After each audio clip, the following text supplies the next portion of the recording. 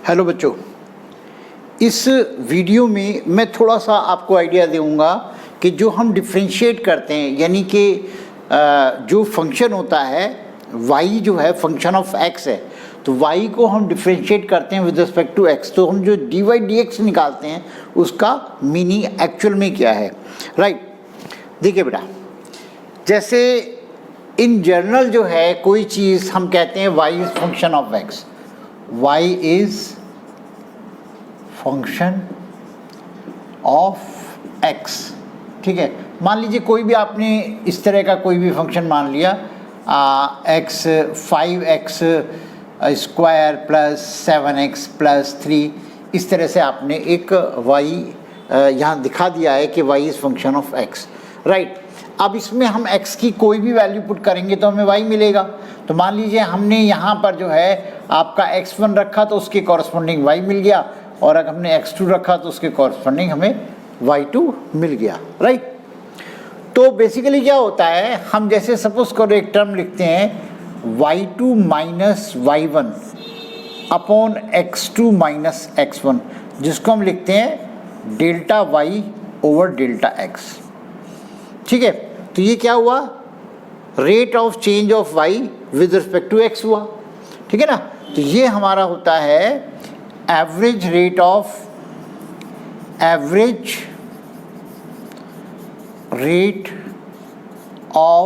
Change of y with respect to x। इस term को आप आसानी से समझते हो, ठीक है ना। तो यहाँ पे डेल्टा क्यों मैंने लगाया, डिफरेंस के लिए, यहाँ पे डेल्टा डिफरेंस के लिए मैंने लगाया हुआ है, राइट। तो अगर हम मोटा मोटा समझें तो इसी को हम कह सकते हैं कि हमने dy ओवर dx बोल दिया। एग्जैक्टली ऐसा नहीं है, ठीक है ना, बस मैं ये कह सकता हूँ, जैसे कई बार हमें बिल्कुल मोटे मोटे फॉर्म में समझाना होता है, मैं बोलता हूँ यहाँ डेल्टा की जगह d लगा दिया और यहाँ डेल्टा की जगह मैंने d लगा दिया, ठीक है ना।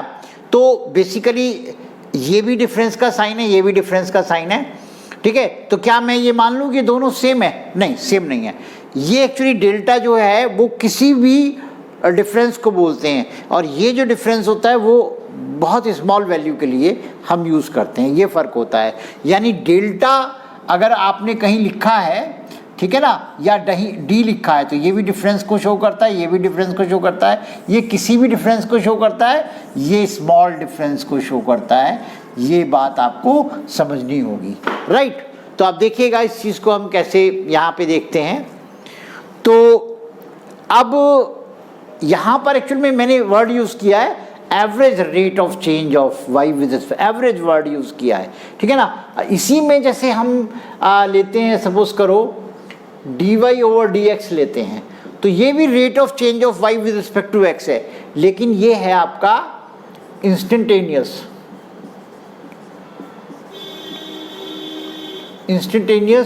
Rate of change of y with respect to x। जरा ध्यान दीजिएगा, राइट। यहाँ पे ये एवरेज वैल्यू आती है और यहाँ पे ये आपकी इंस्टेंट वैल्यू आ रही है, ठीक है ना।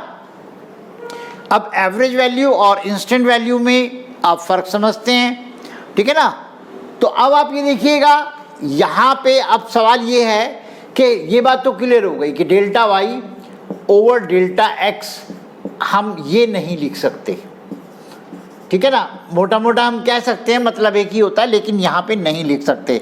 अब कैसे हम इसको कन्वर्ट करेंगे वो आपको मैं यहाँ पे दिखाता हूँ। बेसिकली देखिए, जब आपने delta y over delta x, तो यहाँ पर डेल्टा x अप्रोचेस 0, यहाँ पे आपने लिया limit delta x tends to 0, यानी कि छोटे से छोटा, बहुत छोटा, राइट, लेकिन 0 नहीं है, okay.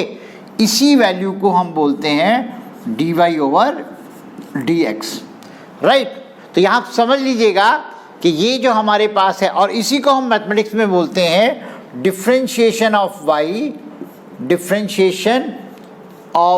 y with respect to x, differentiation of y with respect to x, ठीक है ना। तो यहाँ पे आप देख पा रहे हो, बाकी तो डिफरेंशिएशन के आपने बहुत सारे क्वेश्चंस किए ही हैं, ठीक है ना। वहाँ आपके मन में एक जिज्ञासा रहती है कि ये हम एक्चुअल में क्या कर रहे हैं। देखिए एक एग्जांपल के थ्रू मैं अपनी बात पूरी करता हूँ, आप इसको कॉपी कर लीजिए। मैं एग्जांपल के थ्रू आपको समझाता हूँ उस चीज़ को।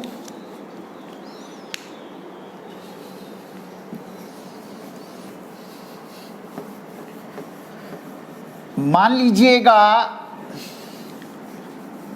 आप अपनी कार से कहीं मूव कर रहे हैं, है ना, अपनी कार से आप मूव कर रहे हैं और आपने पहली रीडिंग कार की देखी तो वो रीडिंग आपकी आ रही थी 12,300 किलोमीटर थी मीटर में रीडिंग, और उस समय सपोज करो आप सुबह 5 बजे जो है निकल गए, है ना, और बाद में आप जहाँ कहीं भी पहुँचे वहाँ पे आपकी रीडिंग थी 12,800 किलोमीटर, ठीक है, और उस समय टाइम आपका बज रहा था 10 बज रहे थे, राइट।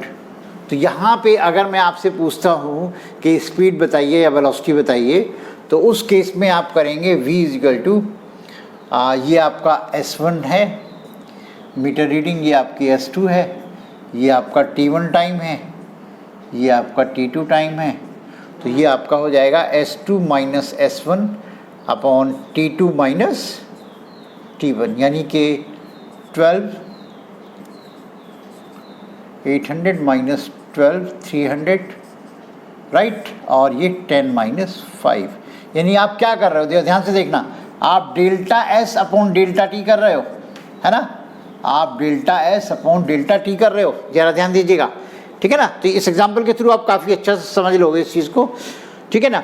तो यहाँ पे फिर जो वैल्यू आपकी आ गई, ये आपका बचा 500 और ये बचा 5, तो ये आपका जो है 100 किलोमीटर पर आवर, ये जो स्पीड आई है, ठीक है, ये एवरेज वैल्यू है, ध्यान रखिएगा, ये आपकी एवरेज वैल्यू है, राइट। अब यहाँ पे अगर मैं ये कहता हूँ, अब सुबह 5 बजे से लेकर के 10 बजे के बीच सपोज करो मैं आपसे मोबाइल करके पूछता हूँ, हाँ भाई इस समय स्पीड बताओ, तो आप स्पीडोमीटर देख करके स्पीड बताओगे। कभी आप मुझे बताओगे 80 किलोमीटर पर आवर की स्पीड, कभी बताओगे 100 किलोमीटर, जो भी चल रहा होगा उस समय, जो भी मीटर बता रहा होगा। कहीं पे आप बता रहे होगे 0, क्यों, क्योंकि जी मैं कहीं बैठा हुआ हूँ, वहाँ 0 भी बताओगे। उस पर्टिकुलर इंस्टेंट पे जो बताया जाता है उस स्पीड को बोलते हैं इंस्टेंट स्पीड, ठीक है ना। तो ये तो थी आपकी एवरेज, राइट। तो यहाँ पे अब आप समझिएगा, जब आप delta S upon delta T में लिमिट लगा देते हैं, limit delta T tends to 0, तब ये बन जाता है ds ओवर dt। तो ये जो वेलोसिटी उस कंडीशन में होगी, ये आपकी इंस्टेंटेनियस स्पीड या वेलोसिटी होगी।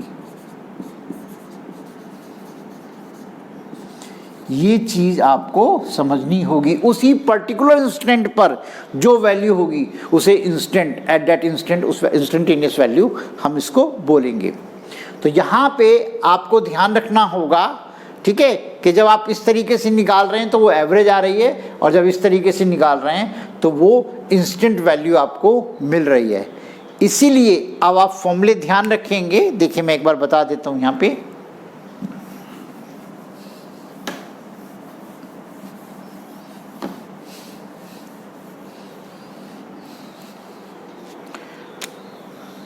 देखिए काइनेमेटिक्स के अंदर आप ये चीज़ यूज़ करेंगे,